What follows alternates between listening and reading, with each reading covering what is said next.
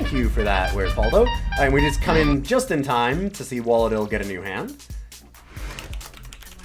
And unfortunately, still kind of a tough one, although we decide to keep it.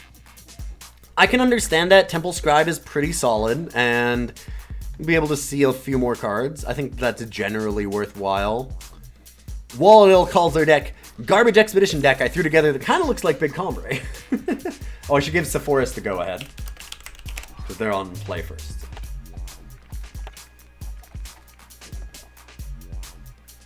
Call me unconvinced about any synergy list that starts with Manufacture. I mean, you can take it from a top 25 drafter, or you can not. It's up to you. I don't often like to throw that weight around, swinging around the big dick, but I know what I'm talking about. I would say that I would say that Manufacture is one of the weaker token generators, but it's still pretty fucking good, actually, in the right deck. That's the deck that's won me the most.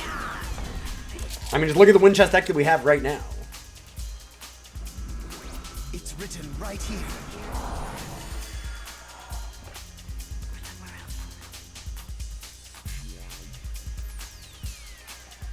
Blurreechaser. Oh yeah.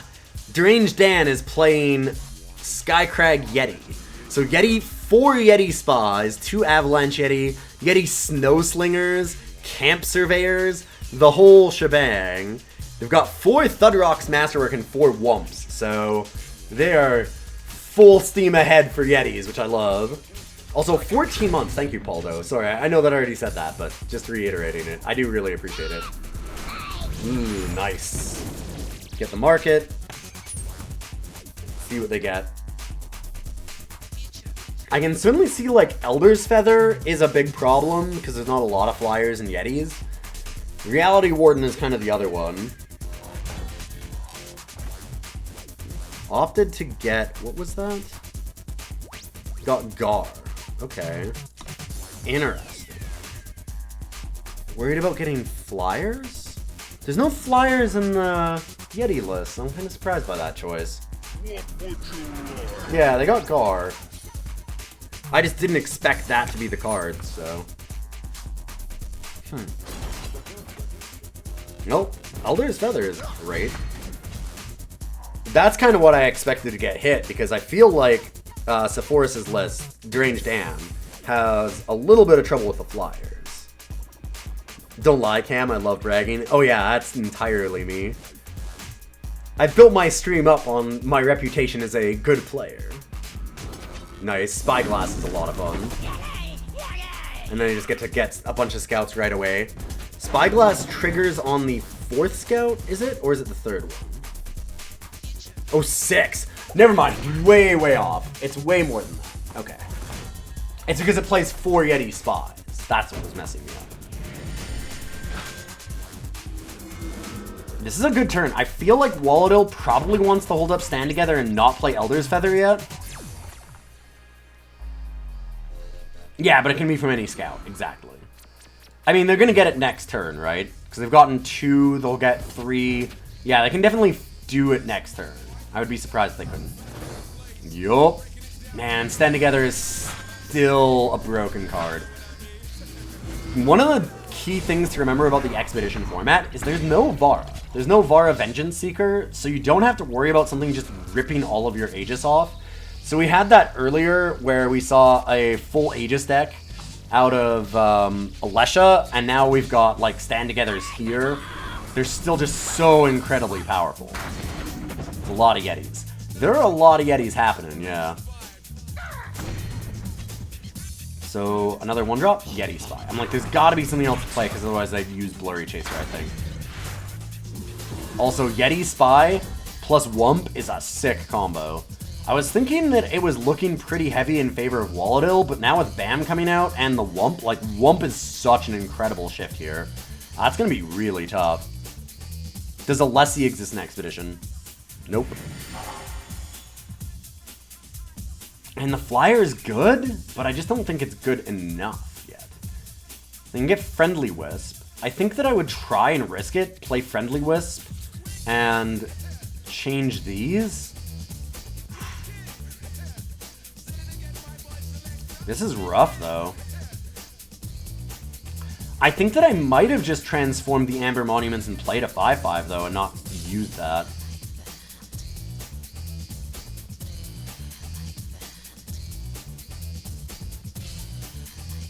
I think I would have done that.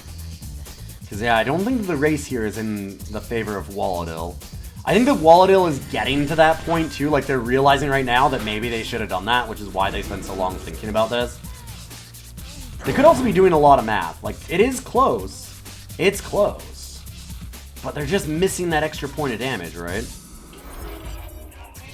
Yeah, I do like playing the depleted power there, because now they want to be able to, like, Reinarch and something next turn, and it's a lot easier if you have a depleted power.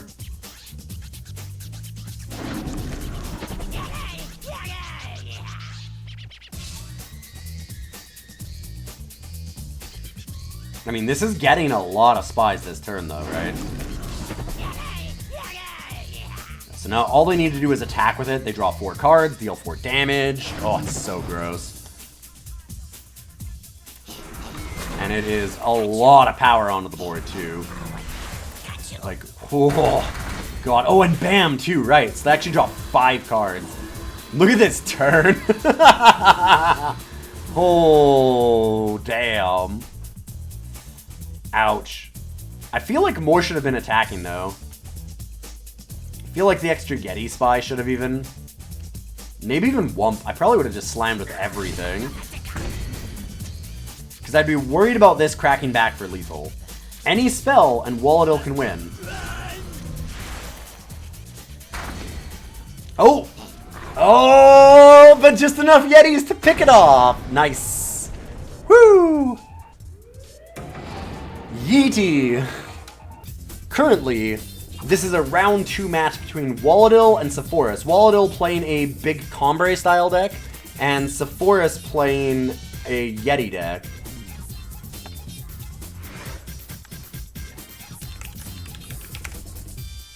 We'll make sure that we let them both know that we're ready to go, and I'm going to be doing commentary on it. Going great, Kinba. Thanks for stopping by again.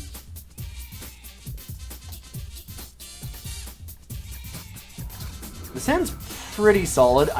Do you actually pledge Chunk Chunk? You definitely don't now, I guess. Yep.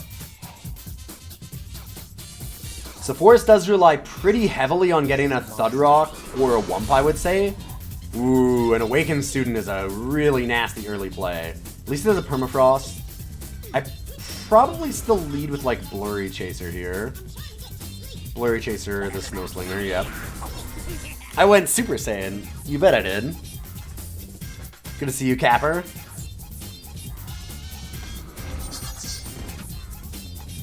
I was super excited about this. I got it. I've been waiting to do it for a while again, to redo the Mohawk, but I didn't get a chance to until recently. We're getting it ready for Grand Prix Vegas, which is happening next week.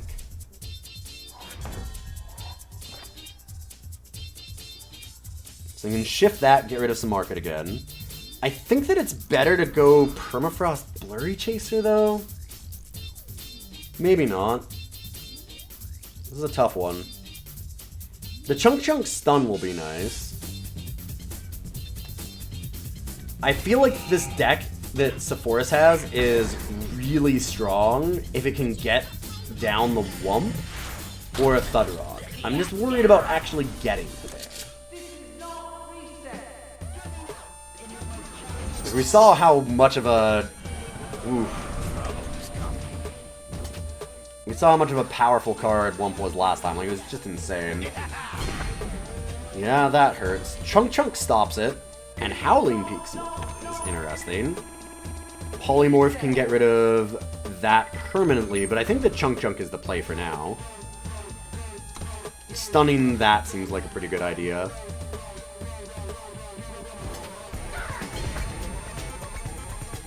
It makes me way easier to see in Vegas. Oh yeah, absolutely. Yeah, the orange came out really good. I wasn't expecting it to, but it went very, very well. I wasn't sure it would go this well. Oh, damn. A second Sigil. That's going to make it very difficult come back here. Yeah, it's not good enough. Char gets rid of them, so we could definitely see a Char here. I think that that's probably correct. So you probably scout, Howling, Peak Smuggler, and get Char, and that's full 5. Kill 1, have this to be able to trade with the other one and be able to get in for 4. So then you have 2 blockers that can deal with 1. I think that that's the play that I would like. And you definitely bottom Camp Surveyor. You just need to find a Wump or a Thudrock. Yeah, it looked like a bottom. Ooh, I'm not sure that I like the attack with the Blurreechaser. Because if there's removal, it's not super likely in the colors, but I just worry about not having a blocker for Sakalas. Like, you might even want to double block Sakalas in case of another stand together, because you know that Waladil's running them.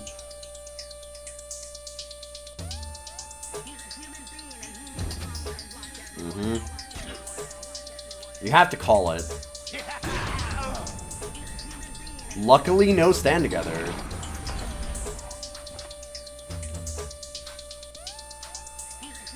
Sephoris desperately looking for a Wump or a Thudrock. Torch is okay. Yeah, keeps on top. And then you just get to pass here.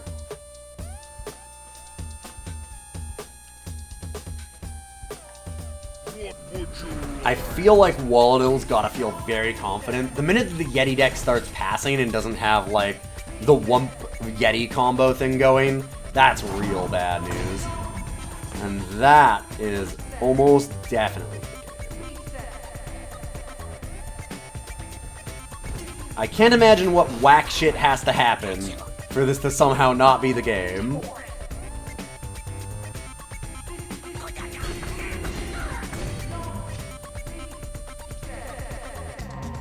And Sephoris going out in style. Very nice. Very, very nice.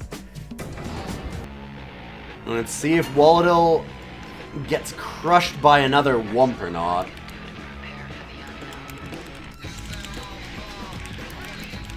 Good to go.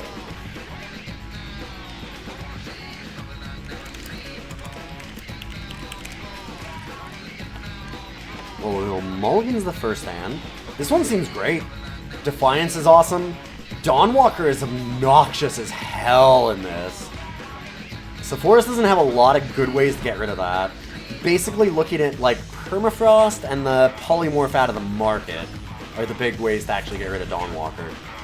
Oh, the double Dawnwalker has to feel so good for Waladil here. I'd be very happy to see that. It's still very possible for us to get over this, though. I mean, really the thing that Waladil's worried about now is just getting enough power. They've got the incredible cards they need in their hand to win this game. Sandstorm Titan is pretty backbreaking against a Yeti-style deck, too, because Permafrost doesn't get rid of it, Torch doesn't deal with it. Polymorph is the only real, like, one-card answer. So Waladil just needs power. And power next turn enables, like, holding up Defiance and playing Dawnwalker or just getting down the Titan. So many amazing plays here for Waladil. But I thought that the first time that we saw this deck, in Game 1, and then we watched Sephoris hit Wump and Spyglass and just go the fuck off. So, you know, sometimes you never know. Alright, Sephoris in their market. I'm kind of wondering... Let's see if we can guess what they grabbed. They've got Char, Meltdown, Polymorph, Scouting Party, and Cobalt Coin. I would guess they went for Polymorph because of the Dawnwalker. But I had certainly seen an argument for, like, Cobalt Coin if they were stuck on something. Yep. So there's the Polymorph. That actually works out so well for Waladil here, because all Waladil really needs now is 1 power, and Titan is just unanswered. Yup. Good choice on the Blurreechaser too. I think that taking the extra damage is well worth it when you're sitting on things like like you're worried about the Blurreechaser getting things like Spyglass, right? And just having the Yeti synergies. Stand together on Dawnwalker is stupid. Yeah, Dawnwalker actually keeps the Aegis, so it just keeps getting bought back. Aegis each time. I mean, I don't think that it really matters, though. Oh, I should turn off this music while I don't like having the music while I'm actually doing commentary. Chunk to stun that. 2 damage coming in. Man, Waladil might actually lose this? Just not getting the right cards here. They've still got a lot of time. Like, it's definitely not over. And Dawnwalker can still trade and then be bought back. But Waladil's starting to get into that position where it's do or die for power here. And it was looking like it was incredibly in their favor. Yeah, it's 4 draws, no power. Yep. Okay, killing Dawnwalker is good. It's not that amazing for them, though, as long as Waladil draws a power. Ooh, and there we go. Alright. Waladil's got to be wiping sweat away right now, because that was close. But I think that this should be incredibly helpful. I mean, Thudrock still does work. It's definitely possible. Like, if Sephoris lands a Wump, Wump actually means that Thudrock hits instantly and gives you snowmen. So you can certainly still do it. It's not out of reach for Sephoris. But Sandstorm Titan is a hard card to answer for Primal. And we know already that the main way to answer it is Polymorph and it's just gone, right? Like, there's no real opportunity to change that anymore. There's the Wump, though. That is the one card where, like I was saying, if there's going to be something that can change this game, it's going to be Wump. Wump into the Thudrock itself is super disgusting. I think that if I'm Waladil here, I might slam with that 6-5. I'd probably get in with Chunk. I think it's reasonable. Like, I'd want to keep up the pressure. Also, there's something to note is that there's the anti-synergy between Elder's Feather and Sandstorm Titan. I'm not saying it's a bad design. I talked about this in a video that I'm putting up tonight, actually, where Sandstorm Titan, it's just so worth it because of the aggro, but it does have a problem of, like, kind of nuking your own flyers. It's still worth it, despite the anti-synergy, because Sandstorm Titan is just that powerful. But it's not a no-cost sometimes, right? I've got to imagine that they trade here. No? Just want to keep maximum Yetis. That makes sense, too, because they're hoping to hit Thudrock and then just get a big snowman out of it.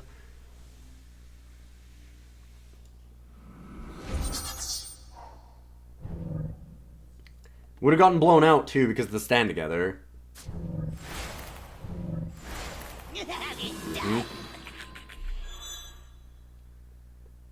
And there's the Snow Fort. Doesn't actually fly. Could certainly slam, though.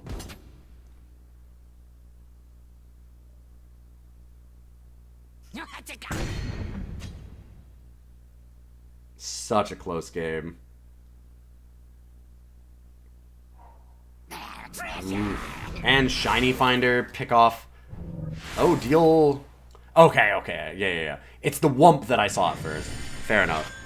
Yeah, that'll make the stand together come out.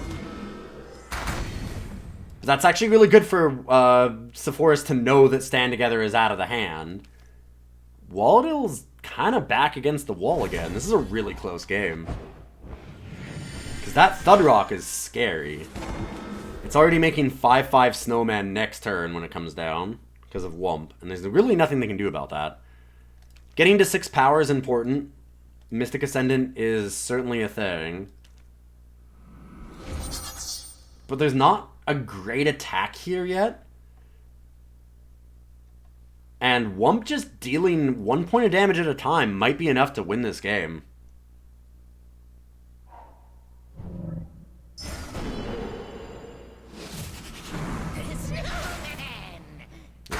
God, Thudrock is huge, too. There's just so much pump going on between Wump and the Thudrock's Masterwork. Oh, and it's your Yeti and your Snowmen. I never actually realized that. So that makes the snowman even bigger? Whew. Snowfort doing work too. I never thought about that, actually. So I was thinking it was going to be a 5/5 snowman, but it gets bumped to 6/6 because of the Thudrock, and then immediately gets another one, so we've got a 6/7. I mean, that alone just blanks the Titan. We have a decision here as to what to attack with, if anything. Sephoris doing some digging.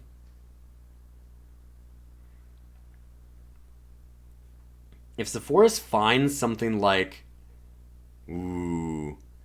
If they find another merchant, they can immediately go for this scouting party, and that's already 4 damage and 4 cards. And a lot of extra power onto the board.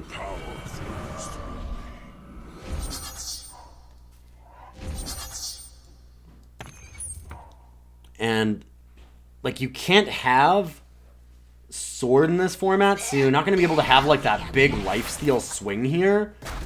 Oh, wow. Chunk stunning that is huge. This is just a swing all out and win, right? They've got to have lethal. I have to imagine if you just attack, then you win. Counterpoint, lethal. Yup. Chunk is fantastic. Any 2 units are lethal. Not quite. Not quite, but close enough. Only with the Thudrock? Interesting. So Sephoris just being a little cautious here. Overly cautious, for sure. Funny that actually is kind of in favor of Waladil for at least the Elder's Feather. It's ultimately not going to matter. Like, Waladil doesn't have enough to actually go off here. There's no harsh rule or anything to change the board. There's no Sword of Unity to get a bunch of lifesteal and change things. This is just over. There's really nothing that can happen, unfortunately. And refresh, go to 11. I mean, Sephoris has been playing really conservatively. If Sephoris doesn't decide to attack again, it's certainly possible to lose. Shouldn't be. Sephoris should just ace space and win. But they've been very cautious. Way too cautious. I mean, there's no power, no cards in hand, 2 blockers on board. Waladil staying in it, though, not conceding, because last turn Sephoris had lethal and decided not to go for it. So, seems like a smart decision to just see what's going to happen. There we go. Sephoris realized what was happening, realized that, yeah, they could absolutely just get in. They're probably worried about Waladil having some number of Defiance and being able to turn the board around, but, yeah, there's really no reason to not attack here. And that's the game. Some close ones. But man, Thudrock and Wump, if you can get either of those, it's just such an incredible power boost to that Yeti deck. Well played, everybody.